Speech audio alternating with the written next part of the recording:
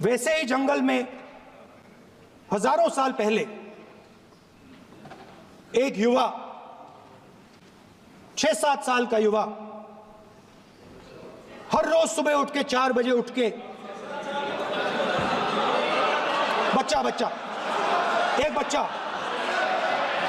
एक बच्चा, वाह बहुत बढ़िया, एक बच्चा 4 बजे उठ के तपस्या करता था। हर रोज सुबह तपस्या, हाँ, हर रोज सुबह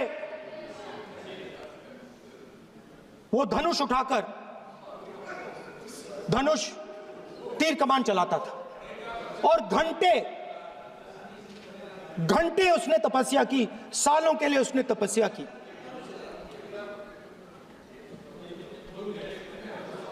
पास लोगों को पता लगने लगा कि लड़का है। यही तो आप नहीं समझ सकते हो, यही प्रॉब्लम है, यही तो प्रॉब्लम है। धनुष में तपस्या है, मनरेगा के काम करने में तपस्या है। तपस्या का मतलब शरीर में गर्मी पैदा करना, समझिए, हाँ, तब का ये मतलब है, तपस्या का ये मतलब है। तो ये तपस्या कर रहा था, लोगों को पता लगा और वो गुरु के पास गया। लड़के का नाम एकलव्य था और वो गुरु के पास गया और उसने कहा, गुरु द्रोणाचार्य जी, मैं सालों से धनुष चलाना सीख रहा हूं, मैंने अपनी पूरी शक्ति इसमें डाली है,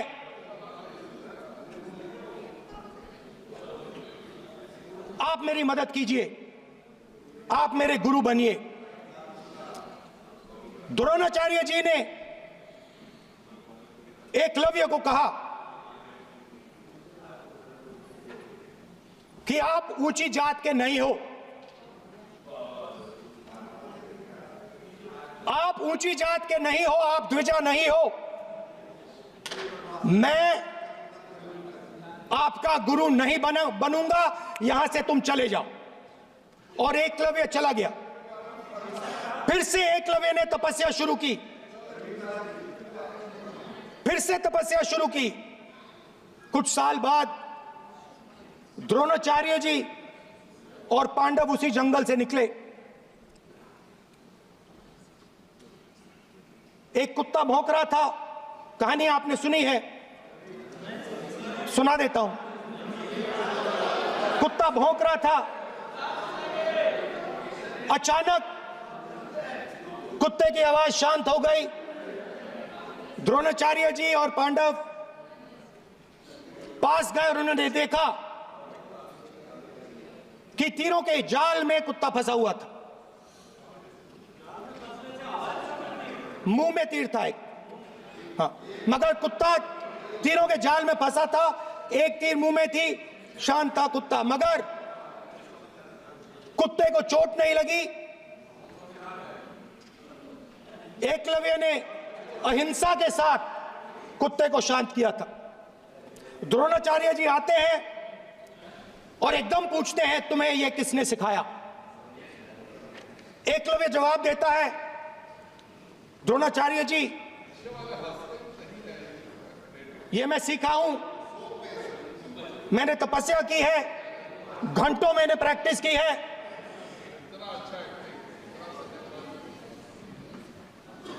आपने मुझे गुरु बनने से मना किया था, तो मैंने एक मूर्ति, मट्टी की मूर्ति सामने रखी और मैंने प्रैक्टिस की और मैं सीखा। द्रोणाचार्य जी खुश नहीं हुए। द्रोणाचार्य जी ने एकदम कहा, तुम्हें मुझे गुरु दक्षिणा देनी है। नहीं नहीं, ये आपकी स्टोरी है, ये आपकी स्टोरी है। मेरी स्टोरी है कि द्रोणाचार्य ने पूछा,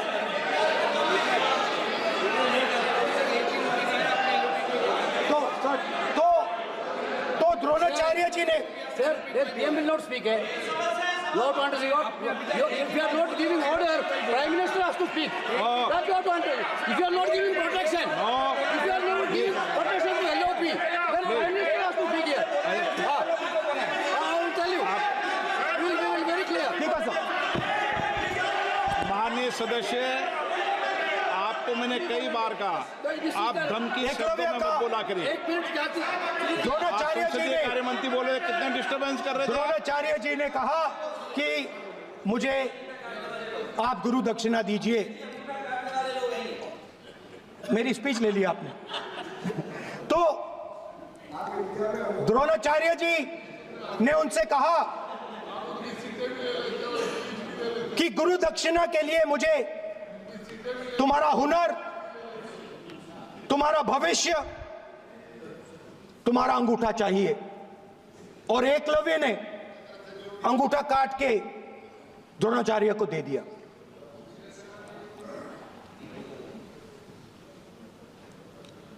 यह अभय मुद्रा है।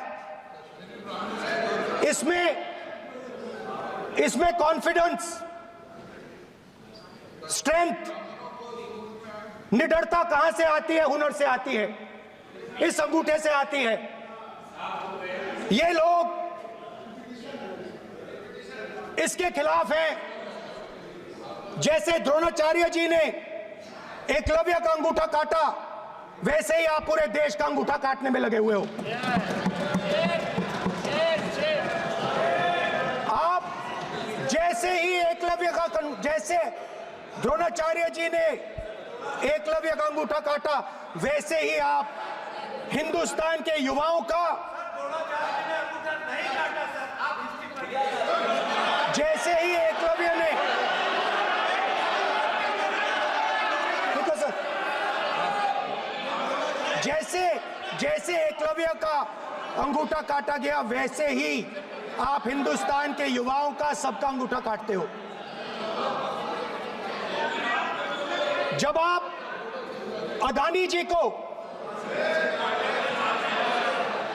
अदानी जी को धारावी देते हो, तो आप धारावी के जो एंटरप्रेन्योर्स हैं, जो स्मॉल एंड मीडियम बिजनेसेस हैं, उनका आप अंगूठा काटते हो। जब आप हिंदुस्तान के पोर्ट्स, एयरपोर्ट्स, डिफेंस इंडस्ट्री, ये सब जब आप अदानी को देते हो,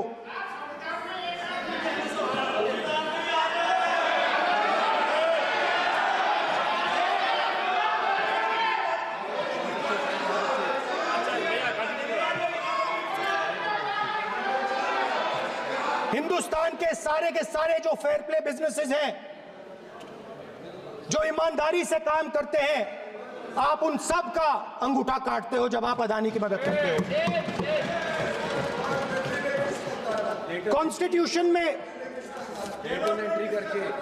लैटरल एंट्री कर आप हिंदुस्तान के युवाओं का, पिछड़ों का, गरीबों का अंगूठा काटते हो।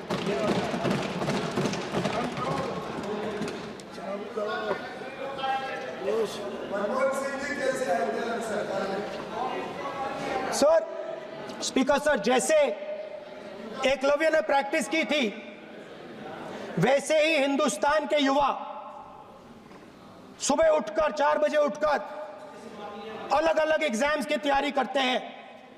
आपने देखा होगा,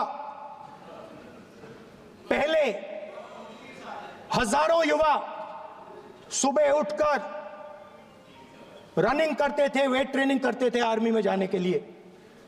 जब आपने अग्निवीर लागू किया, तो आपने उन युवाओं की उंगली काटी। जब आप पेपर लीक कराते हो, 70 बार आपने पेपर लीक करवाया है, तब आप हिंदुस्तान के युवाओं के अंगूठा काटते हो।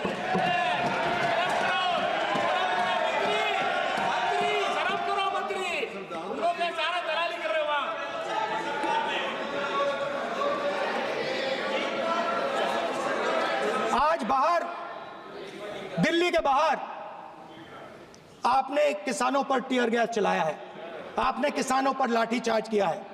किसान आपसे एमएसपी मांगते हैं, सही दाम मांगते हैं, मगर आप अदानी को फायदा पहुंचाते हो, अंबानी को फायदा पहुंचाते हो और किसान का अंगूठा काटने का काम करते हो। देखिए इसको हम कहते हैं अभय मुद्रा, हम कहते हैं डरो मत, आप कहते हो हम आपका अंगूठा काट देंगे। ये फर्क है। एक तरफ कौन सर बोले मेरे कहना है कि हम एक मिनट प्लीज बैठिए, आप बैठिए, प्लीज बैठिए, आप बैठिए। आज हम भारत के संविधान की 75 वर्ष की गौरवशाली यात्रा कर रहे हैं और कर भाई ये चर्चा हुई थी कि हम संविधान की चर्चा करते समय उसकी उच्च कोटि की ये अपेक्षा है। आप स्पीकर सर, आप राष्ट्रपति नहीं है। कॉन्स्टिट्यूशन में कहीं नहीं लिखा है कि मोनोपोली होनी चाहिए। कॉन्स्टिट्यूशन में कहीं नहीं लिखा है कि पेपर लीक होना चाहिए। कॉन्स्टिट्यूशन में कहीं नहीं लिखा है कि अग्निवीर होना चाहिए। कॉन्स्टिट्यूशन में ये सब नहीं लिखा है, इसलिए मैं यहाँ रेस कर रहा हूँ। कॉन्स्टिट्यूशन में नहीं लिखा है कि हिंदुस्तान के युवाओं का अंगूठा काटना चाहिए, उनका जो हुनर है उनसे छीना जाना चाहिए।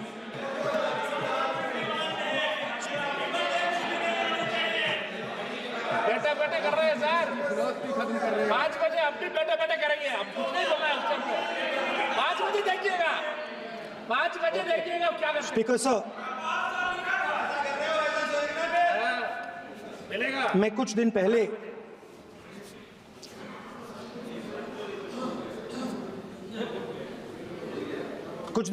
मैं हाथरस गया। कुछ दिन पहले मैं हाथरस गया। हाथरस में 4 साल पहले एक लड़की का बलात्कार होता है। गैंग रेप होता है। 3-4 लोग गैंग रेप करते हैं।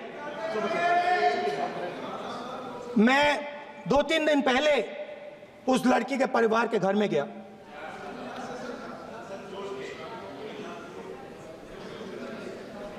जिन्होंने गैंग रेप किया वो बाहर घूम रहे हैं और लड़की का परिवार अपने घर में बंद है। लड़की का परिवार बाहर नहीं जा सकता है। जो अपराधी हैं वो उनको रोज धमकाते हैं और वो बाहर घूमते हैं।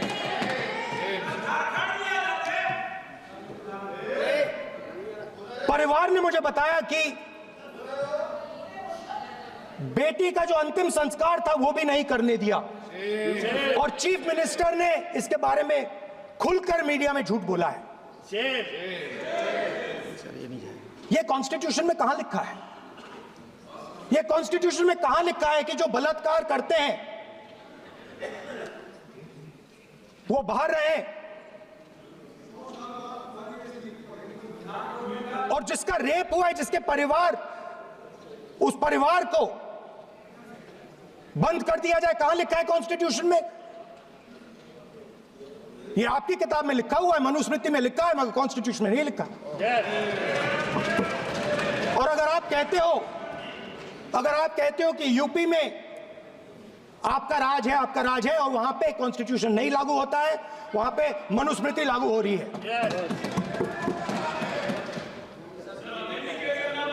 परिवार ने मुझे कहा कि यूपी की सरकार ने उन्हें वायदा किया था, कहा था कि हम आपका रिलोकेशन करेंगे, आपको कहीं और रहने की जमीन देंगे।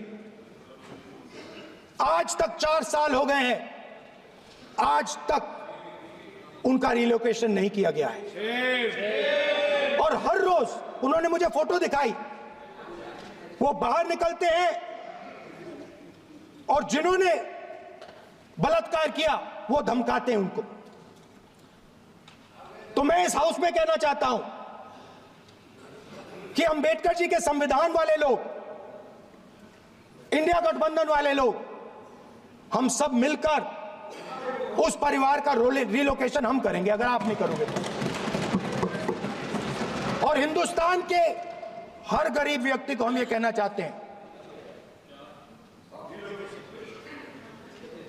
आपकी रक्षा कॉन्स्टिट्यूशन करता है। और ये बीजेपी के लोग कॉन्स्टिट्यूशन पर 24 घंटा आक्रमण करते रहते हैं। कॉन्स्टिट्यूशन में लिखा है prohibition of discrimination on grounds of religion, race, caste, sex or place of birth. The state shall not discriminate against any citizen on grounds only of religion, race, caste, sex, place of birth or any of them. Some days back, youngsters from Sambal came to see me. Innocent people, they had done nothing. They were just, वो बस पास में थे, 5 लोगों को गोली मार के हत्या कर दी। ये कहां लिखा है कॉन्स्टिट्यूशन में?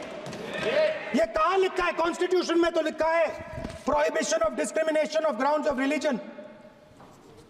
और जहां भी आप जाते हो, एक धर्म को दूसरे धर्म से लड़ाते हो, नफरत फैलाते हो।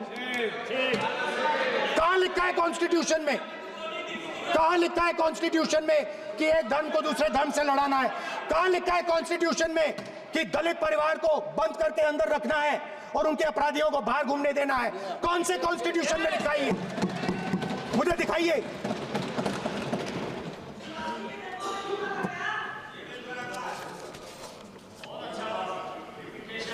स्पीकर साहब, हमने हमारी जो विचारधारा है, इंडिया गठबंधन की विचारधारा है, वो देश में कॉन्स्टिट्यूशन लाई है। हम सब मिलकर कॉन्स्टिट्यूशन की रक्षा करते हैं। अंबेडकर जी ने कहा था, if there is political equality but no social and economic equality, political equality will be destroyed. ये अंबेडकर जी के शब्द हैं और आज ये बात सबके सामने है। पॉलिटिकल इक्वालिटी जो थी वो खत्म हो गई है।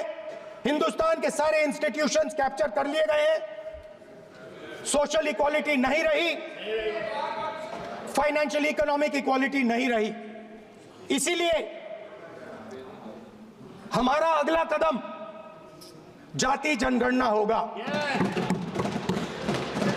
हम देश को दिखाना चाहते हैं कि आपने किन लोगों का और कहां कहां अंगूठा काटा है। हम दलितों को, आदिवासियों को, पिछड़ों को, किसानों को, मजदूरों को दिखाना चाहते हैं कि आपने किस किस का अंगूठा काटा है। इसलिए जो मैंने वायदा किया था, इसी हाउस में यहां हम कास्ट सेंसस लागू करेंगे और उसके बाद हिंदुस्तान में एक नए तरीके का विकास होगा, एक नई तरीके की राजनीति होगी। जो मैंने पहले कहा था, जो आपको अच्छा नहीं लगता है, 50% रिजर्वेशन, उस दीवार को हम यहां तोड़ेंगे। 50% रिजर्वेशन की दीवार और जाति जनगणना हम यहां करा के दिखाएंगे। आपको जो कहना है कर लो, कह लो। स्पीकर सर, बहुत बहुत धन्यवाद।